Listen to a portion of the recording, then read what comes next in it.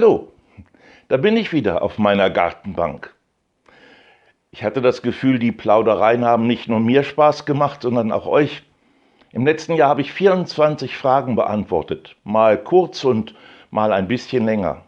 Und weil es mir und euch so viel Spaß gemacht hat, habe ich gedacht, ich hänge einfach noch eine zweite Staffel dran. Auch dieses Jahr wird es wieder 24 Fragen und Antworten dazu geben. Bis zum Herbst jede Woche eine Frage.